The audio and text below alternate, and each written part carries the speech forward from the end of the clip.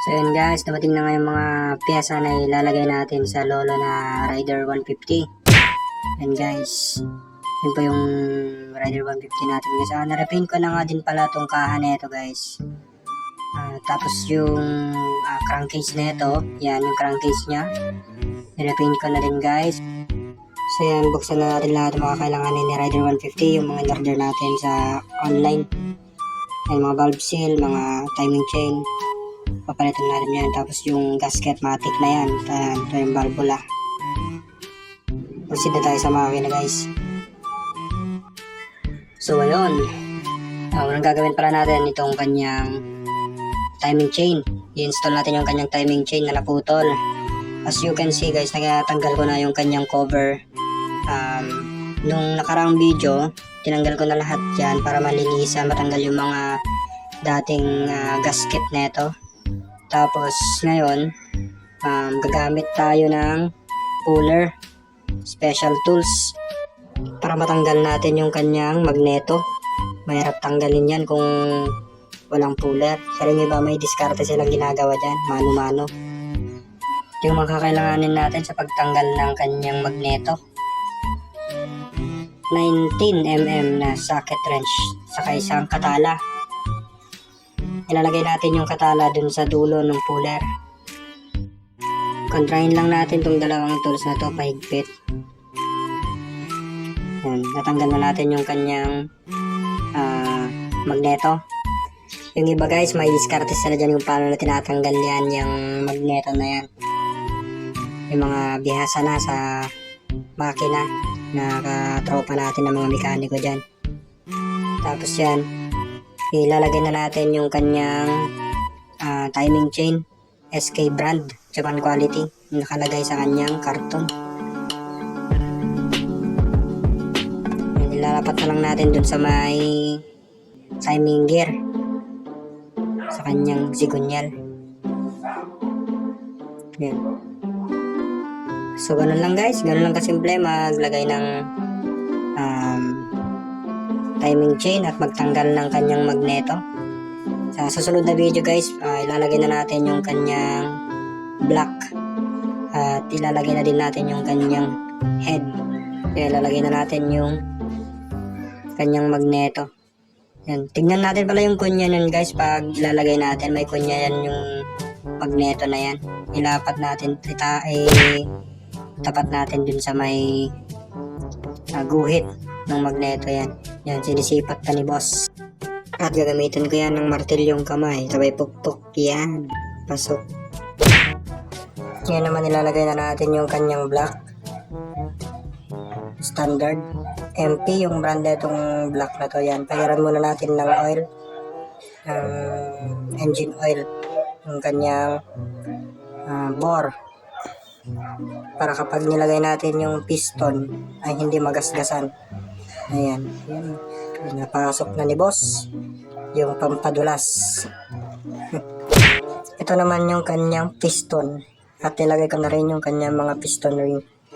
I-position na lang natin yan. Yan yung dot na yan, yan yung kanyang exhaust mark. Pag nilagay natin yan, dapat pababa, papunta sa kanyang tambutso or exhaust.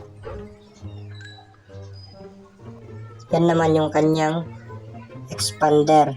Ayan, yung parang nag-wave na ring.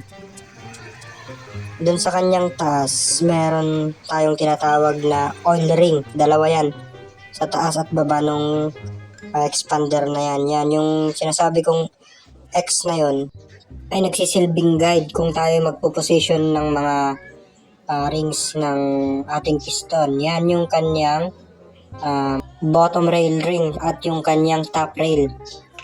Sa bandang itaas ng ating piston, o dun sa may intake, dun sa may intake part, dun natin pinoposition yung top compression ring at second compression ring.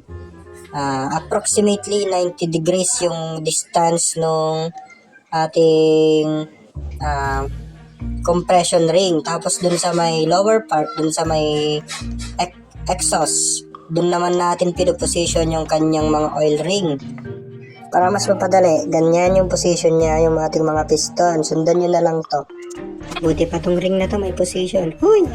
Ngayon naman, ilalagay na natin yung kanyang base gasket.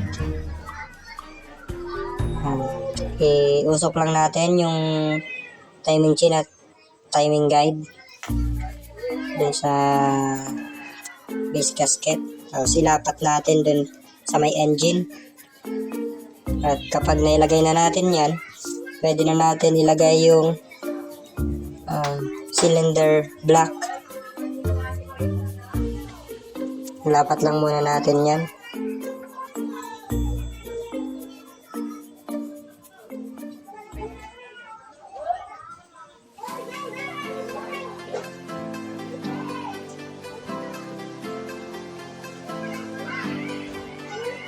Yan, lalagyan na natin yung cylinder block.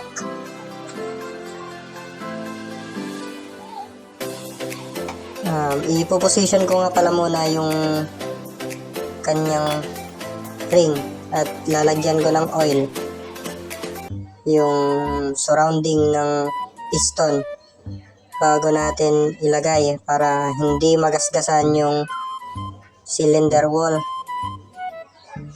Ganyan yung tamang paglalagay ng pampadulas para kapag nilagay ay hindi magasgasan yung ating cylinder wall.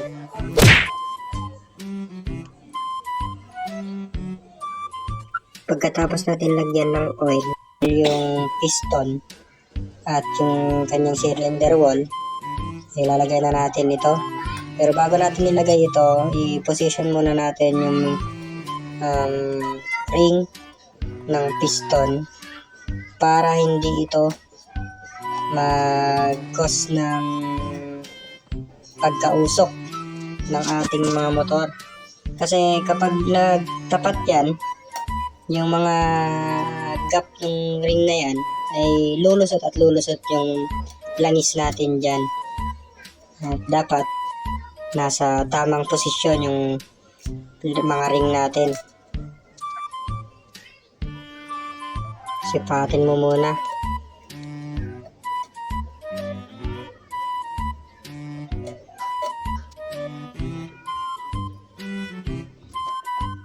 Same principle ulit guys, pusok lang natin ulit yung timing guide at yung timing chain.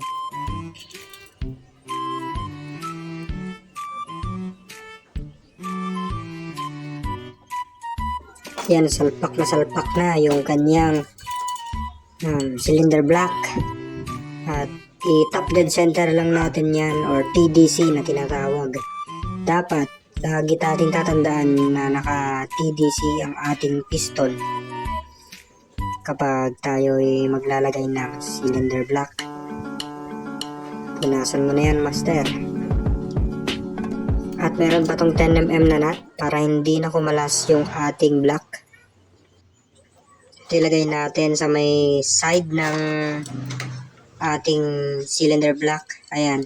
Tapos gamitan natin yan ng 10mm na wrench. Open or close siguro pwede. Yung close. Pagka naigpitan na natin yan, okay na yan. Time-lapse na lang natin. At ilalagay naman natin yung kanyang cylinder head. I-assemble natin sa next video. Salamat sa panonood. Bye-bye.